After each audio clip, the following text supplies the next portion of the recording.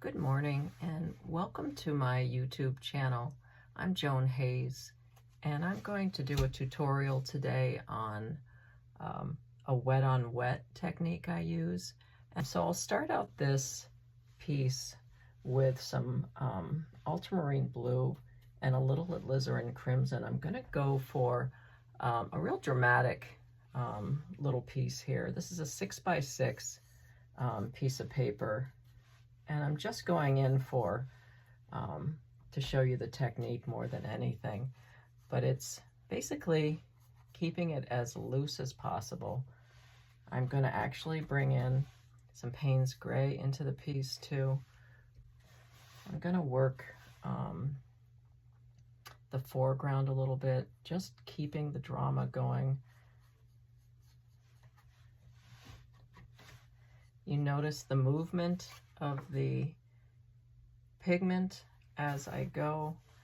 It just has an absolute life of its own, and I just manipulate it as I go, watching it change ever so slightly. And as it's changing, my idea of the painting changes. I'll switch to another brush because this one, be it an angled flat brush, doesn't give me as much control as a smaller brush. So I'm going to go in here, again, going for the drama. I've got the foreground that I'm going to dramatize with some different browns.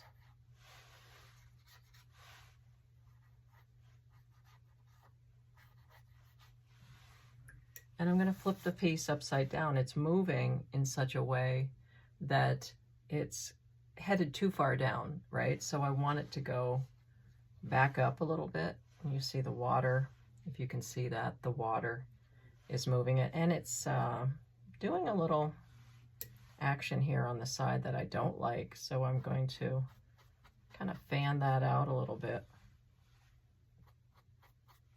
Right, and can you see how the lines here are kind of fuzzy on the edge? And that's exactly what I want. I want a kind of a blurred image, kind of a playful, marshy thing. Again, I do a lot of marshes.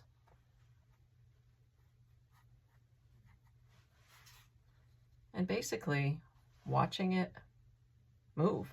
You see how over in here, it's moving up. This is moving down. That's the beauty in watercolor, really. So I'm going to bring in more pigment. And if you've watched any of my other videos, I often talk about how watercolor paints always seem to fade a little bit as they dry. So I try to go in a little darker than I would normally for the finished product, but it's going to dry. And this is a dramatic, turning out to be like a dramatic storm sky coming in. If it were me, I'd get out of the water and head to higher ground if this storm is coming, because this looks a tad ominous to me. So I'm going to take my ever famous, to me anyway, useful fan brush, and I'm going to just take the clean brush, tap the water, and I'm going to just stroke it and just kind of blend these together.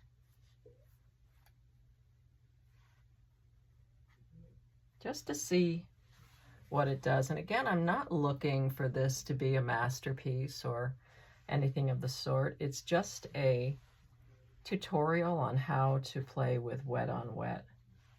And oftentimes I will use an opaque paint in my pieces. I'm very fond of the opaque, and that helps with that smooth smoky image. As you see, I'm going to lay it right over the top. And the reason I'm holding this paper up is because I'm wanting the pigment to move. And I'm just fanning it over the piece ever so slightly. And now I'm going to go in a little more intense with that. I'm going to go into the sky and do the same thing and just see what happens.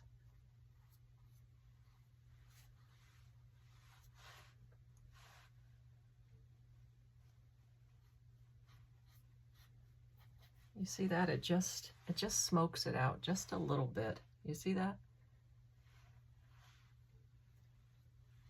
And then we'll see what happens when it dries, because it's going to change. I've done this enough that I know this is not how the finished piece is going to look.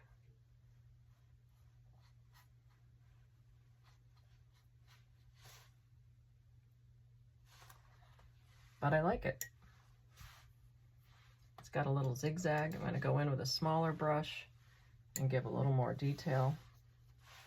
And I think I'm going to do a little element of surprise in here with another pigment, but that might have been just a tad too much pigment there, but I'll fan that out.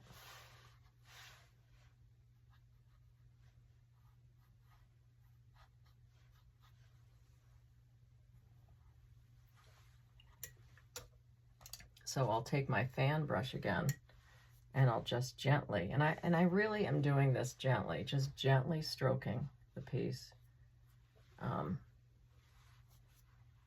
back and forth, just to keep that movement. Gonna go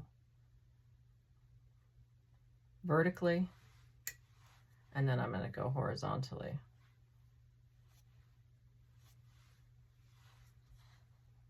And then I'm gonna come in with some Payne's Gray into my foreground and just do a touch and let the water and the pigment move and see what happens here for a minute. And I'll guide it. Now this is running a little more than I'd like it to, so I'm going to take my fan brush again, go in dry, and just keep stroking that out just a little bit. So it'll look like a wet on wet that just was let go, but it's not. I am manipulating it a little bit, but not completely. I'm still letting the pigment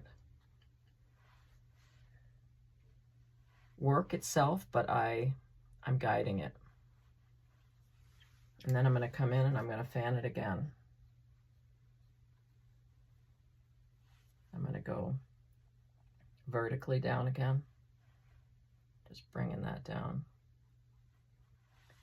And then I'll go back again and just do a horizontal stroke. And then I'm going to bring in just a little punch of color on this, and I'm going to do it with some Cad Orange, just a couple strokes.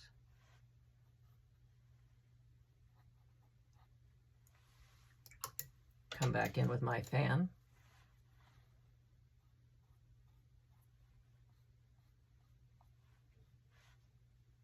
And you see how it's made a couple of little marks here. I don't know if you can see that, but I'll clean that up.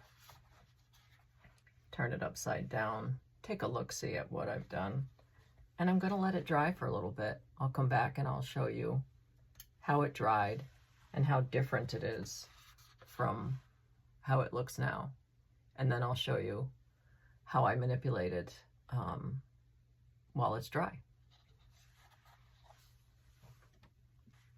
So welcome back. I gave it about 10 minutes and it dried lighter.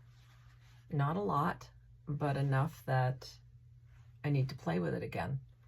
And I'm going to go in.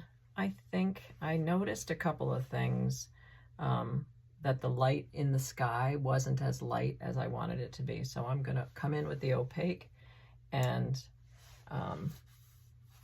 see what happens there. So I'm going to use my fan brush again, and I'm going to use pretty dry, and you see I picked up the pigment and then I tap a bit of the pigment so it's not super heavy. And I'm just going to do that you know, cross left to right again on the pigment. And I'm just going in for a little bit of texture, getting a little more water on there.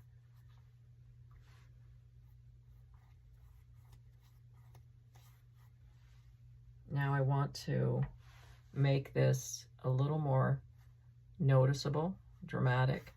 So I'm going to go in even drier, and I'm just feathering it through.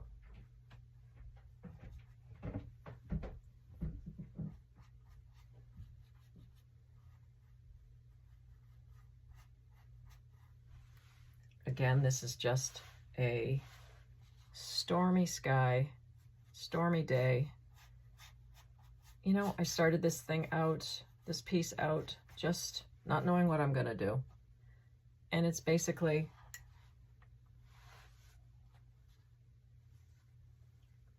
a little marsh.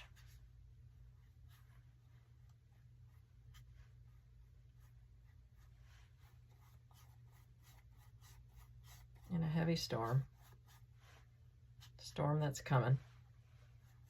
I'm going to go over the black a little bit because I think it's just a tad too harsh with my opaque tan on tan, it's called.